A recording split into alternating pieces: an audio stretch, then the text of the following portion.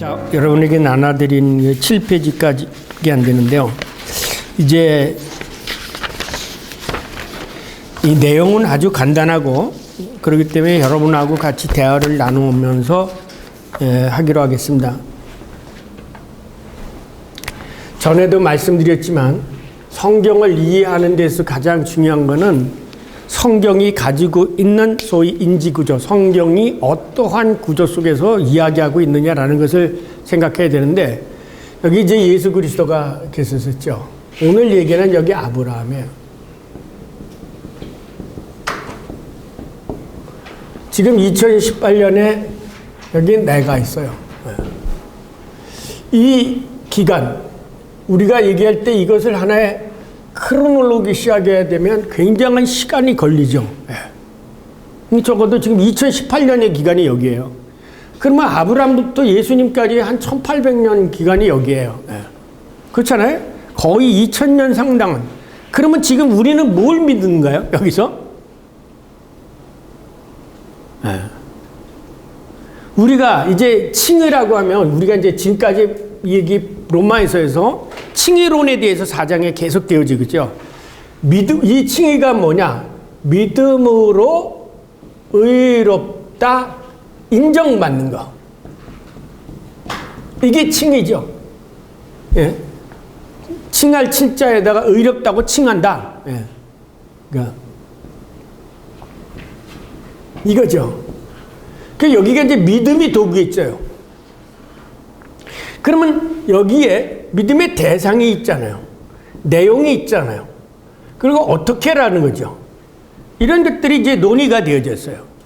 대상은 누구냐? 우리가 믿는 대상이 누구냐? 그 믿는 내용이 뭐냐? 어떻게? 그 다음에 왜? 요거가 설명이 되어야 되는 거죠. 대상이 누구냐? 또 내가 믿는 그 내용, 뭘 믿어? 너 네가 교회 나가서 믿습니다 그랬는데 뭘 믿어? 네, 우리나라뿐만 아니라 대부분의 교회인들이 이런 것을 구체적으로 자기 스스로 한번 생각해 보세요. 그 오늘 이제 토론 시간도 있는데, 교회에서 이 신앙을 굳게 해주려면 뭐냐면 이 성경의 내용이 나에게 감식이 되어야 돼요. 그러니까 인식되고 감각적으로 느껴져야 되는데, 그게 안 되면 삶이 안 나타나는 거예요. 이 믿는 사람의 왜 비난을 받게 됐냐면, 우리나라 교인들이 이것을 구체적으로 마음속 깊이 감식, 독일말로 치면 바르네멘, 감각적으로 느껴서 인식되어지고, 에어캔낸 인식되고 백캔낸 고백되어지고, 그런 것이 안 나기 때문에 내 삶이 변화가 안 되는 거예요. 그래서 이거를 교인들한테 한번 가서 얘기를 해보세요. 성경에 가장 중요하게 되고 개신교 신앙의 가장 핵심이 뭐예요? 칭의론이죠. 그렇죠? 믿음으로 이렇게 된다고 그랬어요. 행위가 아니라. 그럼 넌 뭘 믿느냐? 누굴 믿느냐? 예수님을 믿는다고 그러죠. 이 대상은 분명하게 얘기해요. 하나님을 믿는다고 그래요. 하나님을 믿는 거냐? 예수님을 믿는 거냐? 예. 이거 분명히 해야 되죠. 그 다음에 뭘 믿어? 네가 부자 되는 걸 믿어? 아니면 네가 뭐 출세하는 것을 믿어? 뭘 믿는 거야? 그 다음에 어떻게? 그리고 왜 너 믿냐? 이거를 한 번은 그 교인들에게 왜, 혹은 여러분 자신이 한번 거기다 써보세요. 나는 누구를 믿는다? 왜 믿는다? 혹은 내가 믿는 내용이 뭐다? 나는 지금 어떻게 믿다? 이게 정리가 되어야 진짜 믿음으로 의롭게 된다는 것이 가슴에 와닿고, 이것이 감사로 나타나게 되어지는 거예요. 그렇지 않으면은 그냥 막연한 신앙, 그건 종교예요, 종교. 제가 늘 자꾸 종교라고 그러면, 기독교가 일반 종교하고 저는 다르다고 하잖아요. 모든 종교는 인간이 자기 생각에서 나온 거예요. 다. 그래서 종교는 수없이 만들 수도 있어요. 그래서 교주도 생기고 새로운 종파도 생기고 새로운 종교도 생기잖아요. 근데 기독교는 그게 아닌 거예요. 이미 일어난 사건, 이미 주어진 사건, 이것을 깨달음으로 인해서 이미 주어진 사건, 일어난 사건이 나에게도 다시금 일어나게 되어진다는 거죠. 그러니까 예수 그리스도를 통해서 그들이 구원을 받았고 구원들이 눈을 떴고 그 다음에 안진뱅이 걸었던 그 사건이 오늘 나에게도 다시금 일어나게 되어진 거죠. 그러니까 그 지나간 이 사건들이 나에게 희망을 주는 거죠. 옛날에 그 안진뱅이 걸었어. 그래 내가 지금 안진뱅이야. 나도 안진뱅이가 걸을 수 있다는 희망이 생기는 거죠. 거기서 역사가 일어나는. 그래서 믿음은 기적이다 그랬잖아요. 바르트가. 믿음은 기적이야. 기적을 일으키는 거야. 그리고 예수님도 이 모든 기적을 베푸실 때 뭐래? 내 믿음이 너를 낳았다. 그렇잖아. 내가 너를 낳게 해주냐, 무슨 너의 어떤 공적이 너를 낳았다 그러게 하지 않아요. 아주 단순하게 내 믿음이 너를 낳게. 그래서 바르트는 그거를 믿음은 기적이라고 그랬어요. 희망이라고 그러고. 그럼 믿음으로서 끝나는 게 아니라 그때부터가 이제 하나님을 경험하고 살아계신 것을 경험하고 그때서부터 신앙생활이 시작되는 거예요. 그래서 믿음은 시작이다 그러는 거예요. 믿음은 내가 한 번 믿으면 그냥 완전히 끝나가지고 죽을 때까지 그게 완성이 되어지는 것처럼 믿음은 그때부터 시작인 거예요. 시작인 거예요. 그럼 이제 이게 오늘 하려고 하는 거예요. 그런데 이제 이것을 이해하다 가려고 보니까 이 시간의 디스탄스, 이 시간의 간격을, 그러니까 얘기를 들으면 이제 여기서 그 사도 바울이 믿음에 대한 얘기를 할 때 아브라함을 제 예로 들어온 거예요. 아브라함의 예를 들어오면서, 그럼 아브라함이 믿었던 하나님, 전에도 제가 이 지지난 말고 그 지지난 시간에 얘기를 했어요. 오늘 이걸 할 거를. 그 아브라함이 믿었던 하나님은 어떤 하나님이냐? 그러면 우리가 믿는 하나님과 아브라함이 믿는 하나님이 같은 분이냐, 다른 분이냐? 아브라함이 믿었던 신앙의 내용과 내가 믿는 신앙의 내용이 다른 거냐? 아니면 그가 어떻게 믿었고 내가 어떤 상황에서 믿었고 그가 왜 믿었고 나도 왜 믿었냐?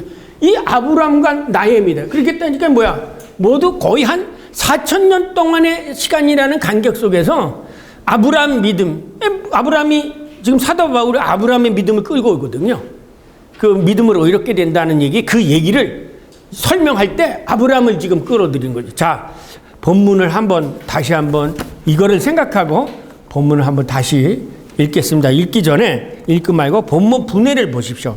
1페이지에 보면, 자, 본문 분해 보십니다. 우리가 이 내용을 제가 분해해 보니까 뭐냐면, 믿음의 조상 아브라함이 믿은 하나님은 무슨 하나님이냐면 죽은 자를 살리는 하나님을 믿은 거예요. 그러면 죽은 자를 살리신 누구 언제 역사 속에서 죽은 자를 언제 살리셨어요, 하나님이?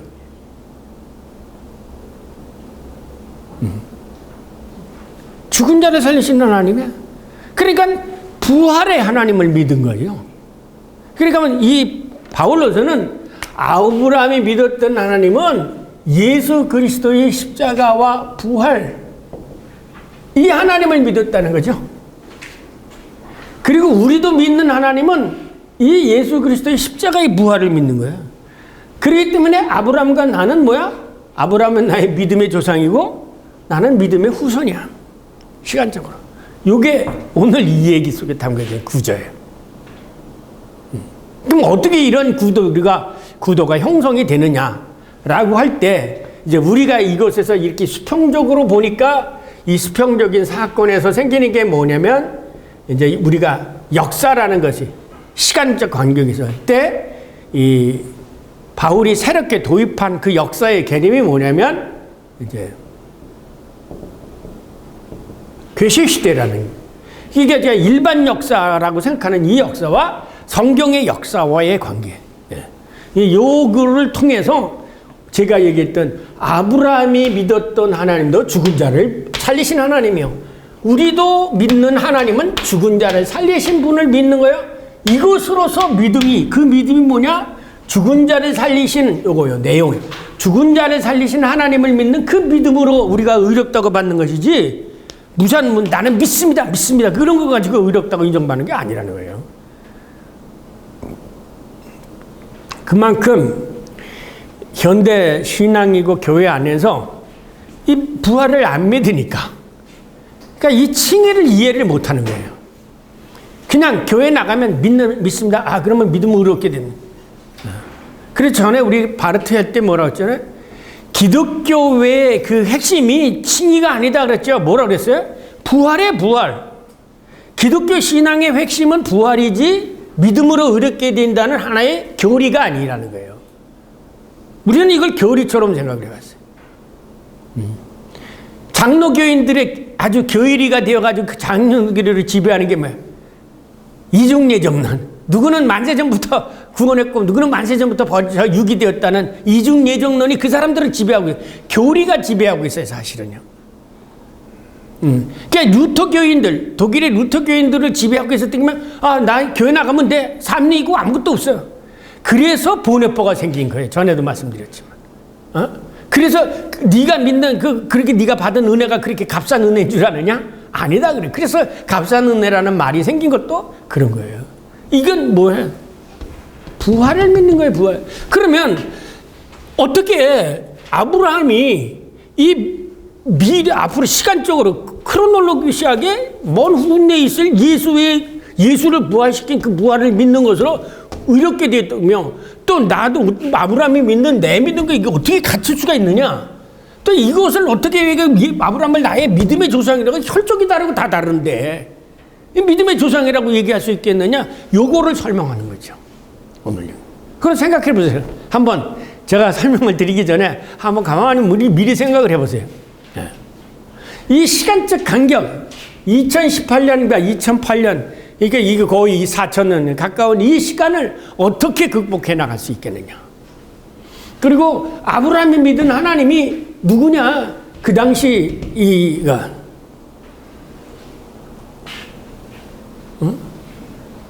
문제는요, 여러분의 교회 안에서 당장 다음 주일에도 가서 한번 그렇게 해보세요. 믿음으로 의롭게 된다는 거 사람 다 알아요. 열심히 들어서. 그죠? 그러면 너는 그 믿는 그 믿음이 누구냐? 대상을 한번 얘기해 보세요. 그 대상을 쉽게 얘기해요. 그럼 믿는 내용은 뭐냐, 너는? 네가 믿는다고 하는데 그 믿음의 내용. 그 쉽게 얘기하면 그러죠. 사랑한다. 그냥 말하고 그래요. 뭘 사랑해? 당신 사랑해. 뭘 사랑해? 그 사람이 가지고 있는 돈을 사랑하는 거야? 아니면 인격을 사랑하는 거야? 아니면 그 사람이 가진 권세를 사랑하는 거야? 이게 불확실하기 때문에 칭의도 정확하게 이해가 안 되고, 거기서 칭의 받은 것에 대한 감사의 삶도 안 나타나게 되는 거예요. 이게 굉장히, 그래서 그러면 이제 이거를 이해하려면 아까 얘기했지만 요 히스토리와 괴시시대라는 그 개념을 바로 이해해야 돼요. 그래서 그걸 맨 끝에 있어요. 여기 맨 끝에 히스토리와 괴시시대라는 개념을, 근데 이게 이 미국 사람들에게는 이게 잘 안 이해가 되고요. 이 괴시시대라는 말을 바르트가 아주 특별하게 규정해서 쓰고 있어요. 그게 이제 7페이지 맨 마지막 부분에 있으니까 그걸 한번 먼저 보시기 바랍니다. 앞에 힘만 빼면 뭐예요? 스토리예요. 그죠? 그러니까 우리가 얘기하는 이 히스토리는 이야기예요, 이야기. 예. 그래서 저희가 여기다가 이거를 구분하기 위해서 우리말로는 똑같이 역사로 번역하죠.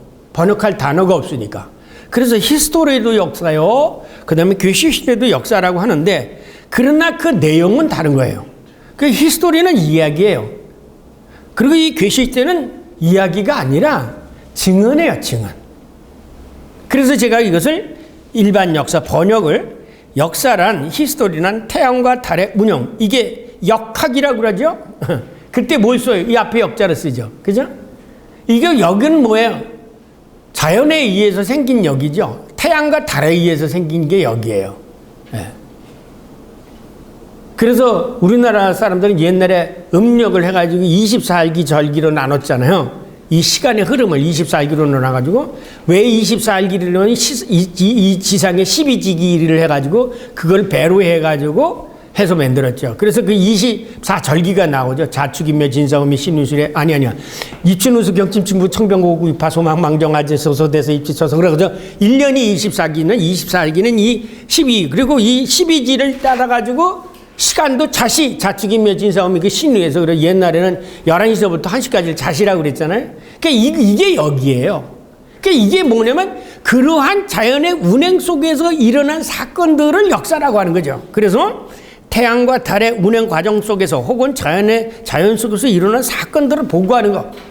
이게 여기예요. 역사예요. 근데 반면에 괴시시대라는 것은 뭐냐면 증언의 역사, 증언사예요. 뭐냐면 여기에 이제 뭐냐면 역사에는 하나님의 개입이 들어가지 않는데 이 괴시시대라는 것은 하나님이 인간의 삶에 개입해서 일어난 사건. 그러면 예를 들면 출애굽 같은 거는 뭐겠어요? 이건 괴시시대죠. 그죠? 그 다음에 아브라함이 하나님을 만나가지고 이제 갈대아 우르에서 가나안 땅으로 움직이잖아요. 그건 뭐예요? 그거는 괴시시대예요. 왜? 하나님이 가라고 그래서 왔으니까. 그러니까 쉽게 얘기하면 하나님이 우리들의 삶의 역사에 개입을 해서 생긴 사건과 일반적으로 그냥 우리들이 삶에서 인간관계에서 생기는 그 자연의 현상 속에서 생긴 거 이거를 구분하자는 거죠. 어제 제가 이제 연대 안에 있는 역사학과 교수들하고 만나가지고 역사에 대한 논의에다가 그랬어요. 여러분, 어거스틴 같은 사람 같은 사람은 자기가 예수님을 만나기 전까지는 일반 삶을 살았죠. 그냥. 그죠? 그렇잖아요?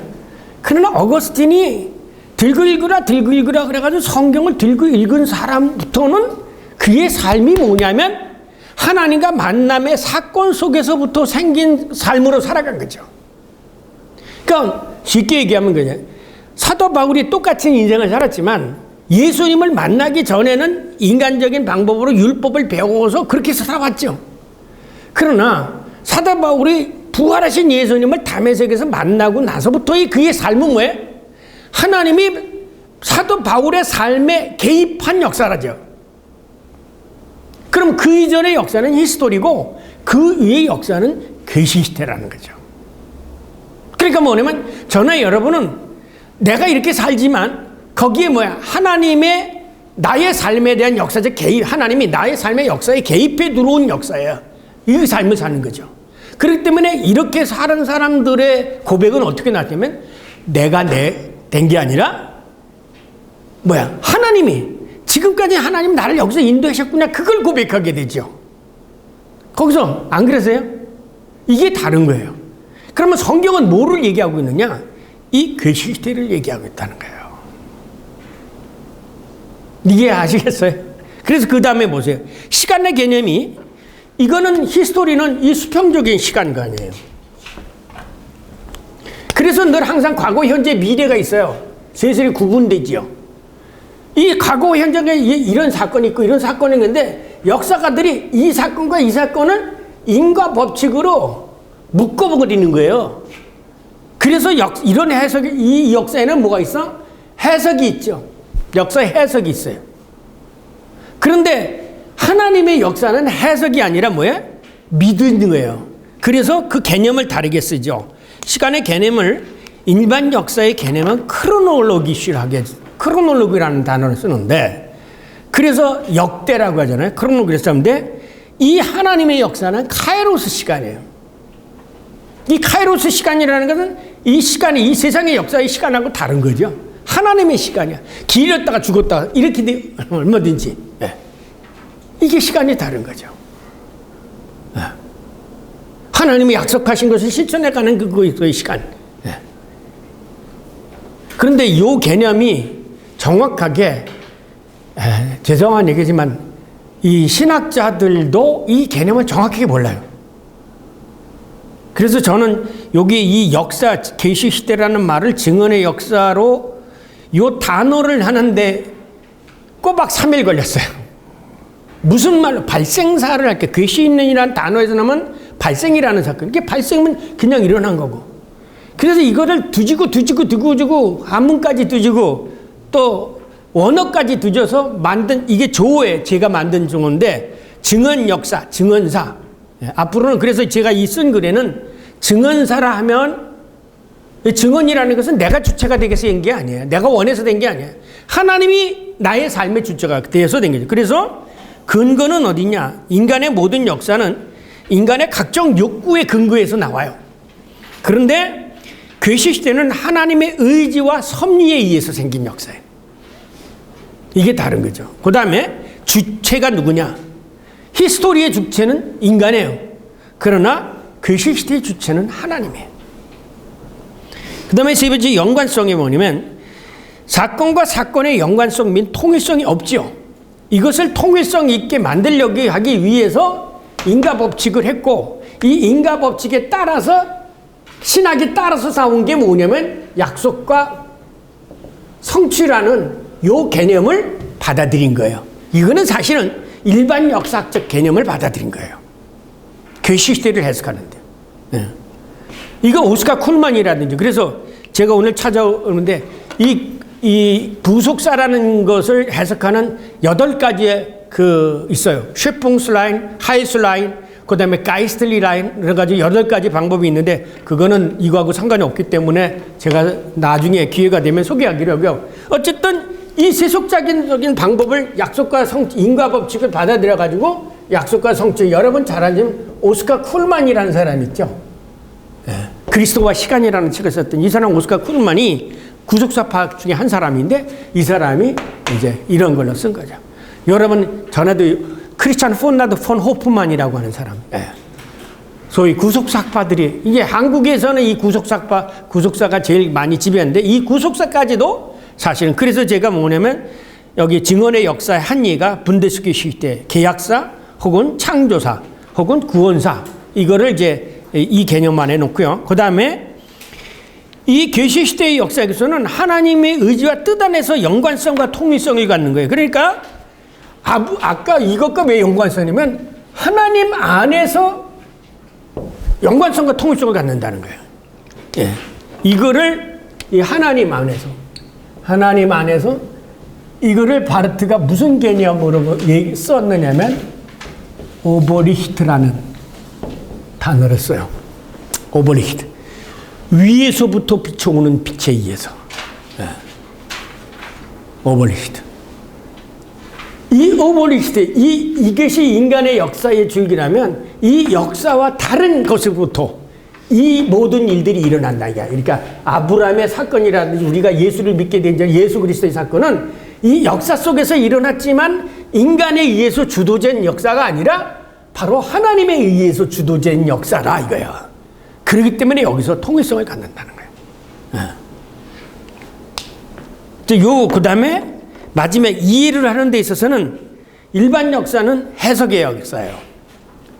그래서 경제사적으로도 볼 수 있고 정치사적으로도 볼 수 있고 그래서 이제 아시겠지만 이제 그 한신대학의 안병무 교수 같은 교수는 이거를 이제 그 하나의 정치사적이나 혹은 그렇게 해가지고 예를 들면 이스라엘 사람들이 가나안에 간 것도 정복사라고 얘기해요. 가나안 정복사라고 얘기해요. 예. 가나안 이 유목민들이 이제 살 데가 없으니까 힘을 모아가지고 가나안 땅에 가서 점령해서 자기네들로 살았다. 그러나 이 괴시시대의 역사를 보면 이게 하이스기 하나님의 약속된 땅으로 인도한 구원사로 이렇게 보게 되지네. 그러니까 요거는 해석의 역사예요. 그러니까 인간들이 해석을 해요. 그러니까 이렇게 이 괴시시대를 히스토리로 해석해도 안 되고 히스토리를 가지고 이거를 해석해도 안 되는 거예요. 그러니까 이거는 항상 이 파라렐하게 같이 병행해지고 있는데 성경은 이거를 얘기한 게 아니에요. 예를 들면 인류의 이 히스토리의 역사 속에서는 가장 중요한 게 뭐예요? 자료예요, 자료. 그래서 하루라도 빠지면 역사가 안 돼요. 왜? 끊어지니까. 그런데 성경에는 그렇게 있지 않아요. 예를 들면 창세기만 읽어도 아브라함 얘기 있다가 그 후 얼마 후에 아브라함이 죽은 뒤에 그렇게 나오잖아요. 그런데 왜 출애굽기 딱 나오면 요셉을 알지 못한 왕이 되어서, 그렇죠? 그 시간에 있었던 그 시간 몇백 년이 걸렸는지 그거 몰라요. 왜냐? 그건 중요한 게 아니야. 하나님이 그때 만나서 역사에 개입해서 일어난 이 사건들을 연결시켜 놓은 거, 이게 계시시대라는 거예요. 아시겠어요? 그러니까 우리가 이 개념을 모르니까 자꾸 이 히스토리라는 개념을 가지고 이 계시시대를 해석하는 거예요. 그러니까 당장 나오는 질문이 늘 항상 뭐냐면, 자, 예수님이 내가 아브라함보다 앞에 있었다는 얘기를 못 믿는 거죠. 왜? 어떻게 이 크로놀로기 시간이 미래가 앞에가 있어? 말이 안 되지. 그게 안 되는 거예요. 근데 성경은 그런 얘기가 맞아요. 어떻게 예수가 우리보다 여기가 있어? 여기가 있어. 미래가 있어. 그러니까 이게 이해가 안 되니까 성경이 있는 게 이제 그냥 윤리적으로 자기 나름대로 그냥 꾸겨서 그냥 설교를 하는 거예요. 여기서 가장 중요한 거는 이제 그러면 이 히스토리와 이거를 이제 하나로 묶을 수 있고 이 계시시대에서 역사 속에서 해석할 수 있는 가장 큰 근간이 뭐냐? 이거예요, 이거. 예수 그리스도의 부활이에요. 이거를 아브라함은 죽은 자를 살리시는 하나님으로 고백한 거예요. 죽은 자를 살리는 하나님. 이제 그 점을 읽어가면서 제가 설명을 드릴게요. 자, 본문 분에 들어가시고 2페이지로 넘어가시면, 아브라함이 믿은 믿음은 뭐냐? 하나님의 약속을 믿은 거예요. 약속, 언약. 어느 어떤 상황이면 그 상황에서는 이 약속을 받아들일 만큼의 상황이 안 됐어요. 왜? 아니, 지금 자기도 늙었고 자기 부인도 저기가 끝나서 아기를 가질 수 없는데 하나님이 와서 했던 얘기가 네 아들이 하늘의 별과 같이 될 거야 라고 얘기하니까 아브라함의 상황하고는 하나님의 약속은 전혀 맞지가 않죠. 그래서 바랄 수 없는 중에 바랬다는 말을, 그것을 상황에 종속되지 않는 믿음이다. 그래서 그 아래 있잖아요. 믿음이 연약해지지 않고 그가 100세임에도 불구하고 자기 몸에 시들어지는 몸과 사다의 몸에 시들어지는 못해도 생각하지 않았다 이거야. 하나님이 그렇게 말씀하신 걸 그냥 그대로 믿었다는 거예요. 그래서 말씀에 대한 믿음이에요. 이제 이 아브라함이 믿었던 그 믿음을 예수 그리스도의 사건, 예수가 죽은 자가 부활한다는 걸 믿을 수 있나요? 일반 사람은 안 믿어요. 못 믿어요. 그래서 기독교에서 가장 도전을 많이 받는 게 뭐냐면 예수 부활의 사건이에요. 신학자들도 안 믿는데, 목사님들도 안 믿고. 그러나 성경에서 부인할 수 없고 가장 신앙의 핵심이요, 기독교의 기원이요, 이게 예수 그리스도의 부활이에요. 이제 오늘 바울이 지금 그걸 끄집어요. 왜 그랬냐? 바울은 직접 만났거든요. 아까 자기 삶 속에, 자기 인생에 하나님이 개입해 들어온 거예요. 그게 계시시대라는 거예요. 그 장장로님 보세요. 장장로님이 지금까지 살아오는 속에 하나님이 역사적으로 개입한 사건이 있죠. 분명히 있을 거예요. 여러분 다 있을 거예요. 그게 바로 계시시대라는 거예요. 그것은 내가 원해서 된 것도 아니고 하나님이 그래서 거기 속에서 뭐냐, 하나님의 이니시아티비티, 우선권, 주도권. 네가 나를 택한 것이 아니라 내가 너를. 먼저 하나님이 아브라함을 찾아오잖아요. 먼저 하나님의 모세를 찾아오잖아요. 그래서 이 계시시대의 주권은 누가 가지고 있어요? 하나님이 가지고 있는 거예요. 이제 그 점에서 이제 나오니까 무슨 선택론이 나오게 되고 교리적으로 또 그렇게 복잡해지는 건데, 그 다음에 아담의 믿음의 근거는 뭐냐면 하나님이 그렇게 하셨으면 뭔가 그럴 만한 능력을 이룰 수 있었겠지. 이게 어디서 나는지 아십니까? 이삭을 밭으로 가질 때 밭이라고 그랬잖아요. 근데 왜 그 다음부터 성경을 보세요. 그 다음부터 하나님이 아브라함에게 믿음 체크를 안 하시잖아요. 그런데 이삭이 물었잖아요. 아버지, 다 있는데 재물 어디 있어요? 아브라함이 뭐랬어요? 여호와이래. 하나님 마련하실 거예요. 그것 때문에 진짜 지휘한 거예요. 그래서 기독교와 종교가 다른 게 뭐냐면요. 기독교가 종교의 탈을 쓰고 많이 부흥을 해요. 그래서 제가 늘 항상 얘기하면 기독교는 종교화되어지면 교회는 부흥하는데 타락을 해요. 신앙적으로 타락하는데 뭐냐면 삶이 없는 신앙은 죽은 거예요. 그건 신앙이 아니에요. 그건 종교죠. 그러니까 기독교인이라고 하면 그래서 이제 야고보에서 그 예를 든데 뭘 듭니까? 아브라함 얘기를 또 들죠. 야고보서에서 여러분 있잖아.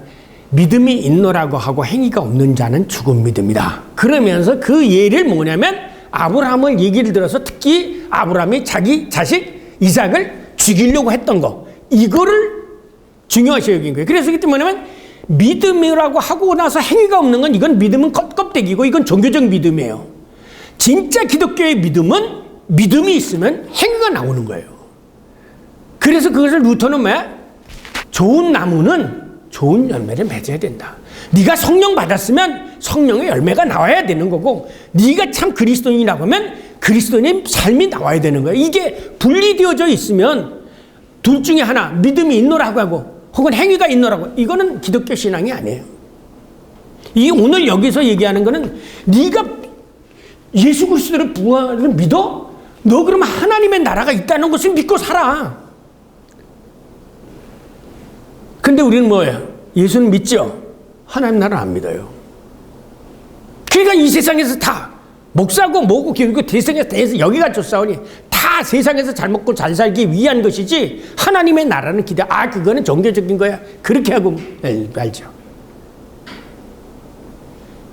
하나님의 나라에 대한 믿음이 있을 때 순교가 생기는 거고 하나님의 나라에 있는 것이 믿으실 때 이 세상적인 것이 다 지푸리가 같이 보이는 거고 하나님의 나라에 있을 때 그게 궁극적인 나의 삶의 목표가 됐을 때 순교도 할 수 있는 거고 이거가 없으면 모두가 다 사라지는 거예요. 제가 옛날에 우리 장장로님 우리 교의학 주제 해설 첫 시간에 오셨잖아요. 그래서 마찬가지예요. 뭐 기독교의 출발점이자 마지막은 예수 그리스도의 죽음과 부활이에요. 생각해보세요. 여러분이나 저나 이렇게 나와서 공부하고 뭐는 게 지식? 죽어서 하나님 나라 못 가면 아무 소용이 없는 거죠. 뭐하러서 이것에 하나의 엑서사이즈요. 하나의 사치스러운 거죠. 근데 한국에 있는 많은 신학자, 목회자, 평신도들이 예수 그리스도의 죽음과 부활을 믿고 사느냐? 그리고 믿은 대로 그렇게 행하느냐? 안 해요. 저들이 이렇게 큰 소리를 치지만 내가 이렇게 살아야 돼요. 이렇게 살지 않으면 저도 이런 속 못하죠. 저는 이런 인생에 있어서 그런 경우를 여러 번 방문했어요. 네가 날 믿느냐? 근데 실질적으로 우리가 잃어버린 건 이 부활신앙이에요. 부활신앙이에요. 그거를 알고 여기 성경을 해보세요. 사도 바울이 왜 그랬겠어요?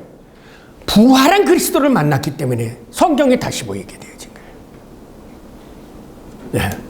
여러분이 신학을 공부하고 모르겠어 이것을 내가 먹고 살기 위한 도구로 삼나? 이거는 부동산 가서 공부해가지고 부동산 해서 먹고 사는 거하고 똑같은 거예요. 직업이에요. 그게 거기에 성자라는 건 붙일 수가 없어요. 그건. 왜 모든 성자가 든다는 거는 거룩할 성자 이 성자가 들어가는 건 하나님이 개입한다는 거예요. 거기에. 아시겠어요?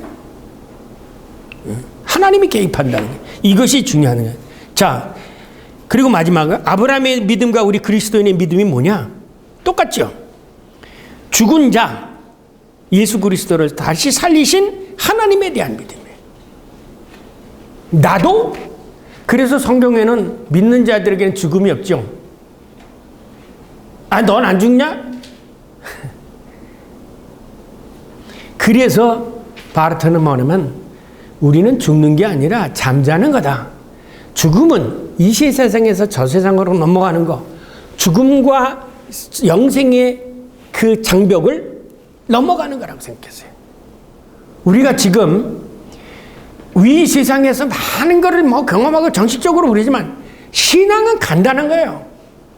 예수가 산 것처럼 나도 산다. 나도 믿으면 나도 산다는 거예요. 이 세상적인 것은 아무리 길어도 인생은 70에 강간하면 80이라고 80 죽으면 두고 가야 되는 거고 언젠가는 버리고 갈 것이고 너 그때 가서 뭐 했냐라고 하는 하나님의 질문을 받으실 때 뭐라고 대답할 건가?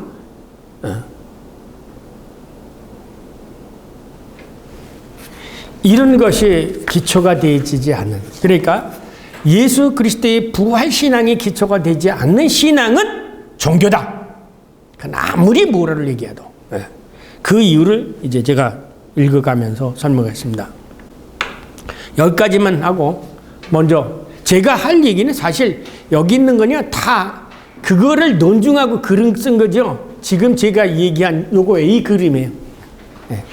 저는 모든 걸 이렇게 그림으로 딱 그려놓으면 머릿속에 금방 이거 논리적으로 딱 정확하게 맞아요. 질문을 하세요. 질문을 해서 답변하는 게 여러분이 더 쉽게 얘기할 수 있는 거예요. 이게 그러면 내가 그 질문은 몇 페이지에 있다 이렇게 말씀드릴 테니까 거기서 읽으세요. 그러면. 질문하세요. 자, 그러고 나서 본문을 다시 한번 보세요. 제가 지금 한 걸고 성경 본문을 다시 보세요. 그러면 이게 여기서 분명히 이제 성경 본문이 와 닿아요. 자, 같이 읽겠습니다. 제가 천천히 읽을 테니까 그걸 보세요. 기록된 바 내가, 이거 하나님이야, 너를, 아브라함을 많은 민족의 조상으로 세웠다 함과 같으니 아브라함, 아브라함이 믿은 바, 하나님은 어떤 분이냐면, 이건 관계되지만 하나님은 죽은 자를 살리시며 없는 것을 있는 것 같이 부르신다. 이게 뭐냐면 없지만 하나님의 약속에서는 이미 있을 것처럼 그렇게 말씀하시는 분이다. 이게. 그렇기 때문에 지금 아브라함에게 자식이 없지만 하나님이 네 아들이 하늘의 별과 같이 되라고 하면 그것이 그렇게 되어지는 그런 하나님을 믿었다는 거예요. 그것이 뭐냐면 없는 것을 있는 것 같이 부르시는, 말씀하시는, 그래서 여기서 부르신다고 하니까 그렇게 돼서 이거를 제가 다시 번역을 했어요. 그거는 1페이지에 보세요. 1페이지에 보면 아브라함이, 죄송합니다. 바르트가 한 이거를 제가 번역을 했으니까 그거 보면 그거였어요. 1페이지에 보면 아브라함은 자신이 믿었던 하나님, 곧 죽은 자를 살리시고 존재하지 않는 자에게 존재하는 자에게 하듯 말씀을 건네신 하나님, 그분 앞에 서 있는 우리 모두의 조상이다. 이거예요. 그렇게 번역이 돼요. 그 다음에 두 번째, 그가 희망이 없는 상황 속에서도, 희망이 없는 네 후손이 매우 창대할 것이야 라는 그 말씀에 따라서 자신이 많은 민족의 조상이 될 것이라고 하는 그 희망을 굳게 믿었다는 거예요. 그것은 뭐야? 그게 뭐냐면 없는 것 가운데서 있는 거예요.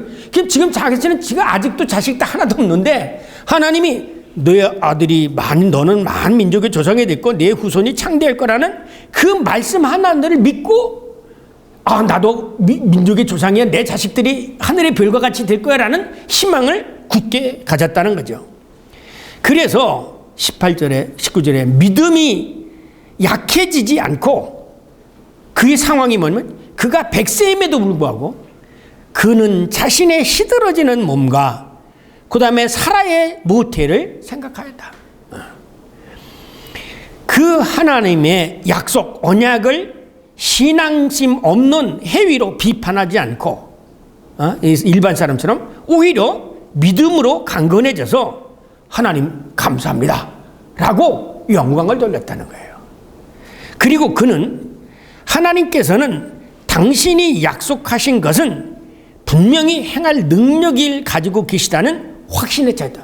하나님이 이렇게 말씀하셨으면 분명히 이것을 하실 수 있으실 거야 라고, 그 하나님이 하늘의 별과 같이 된 내 자손이 이렇게 될 거라는 그 하나님의 능력을 믿었다는 거죠. 확신으로 차 있었다.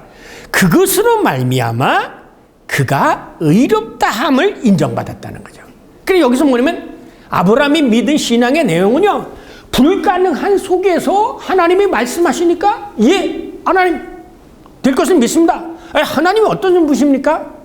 그거를 믿었다는 거예요. 그런데 그 창세기 17장에 그 내용이 나타나는데 그게 어떻게 되어져 있느냐면 4페이지에 보면 중간에 제가 히브리어를 썼어요.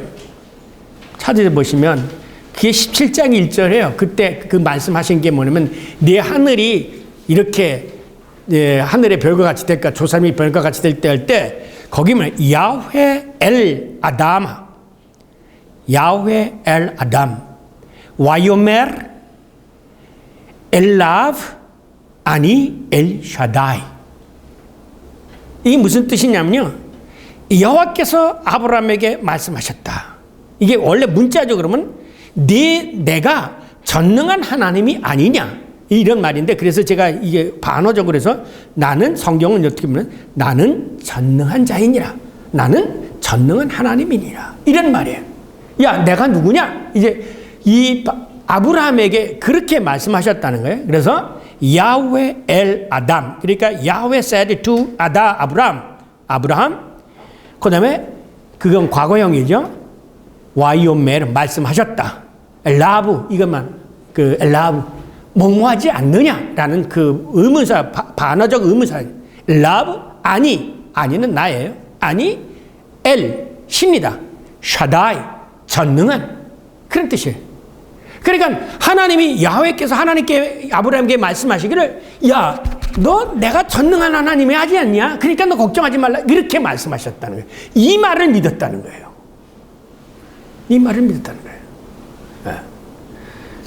사실 우리가 하나님의 나라가 있다든지 혹은 부활을 했다든지 하는 건 사실 우리가 이성적으로 받아들일 바랄 수 없는 상황으로 이해가 안 가는 거죠.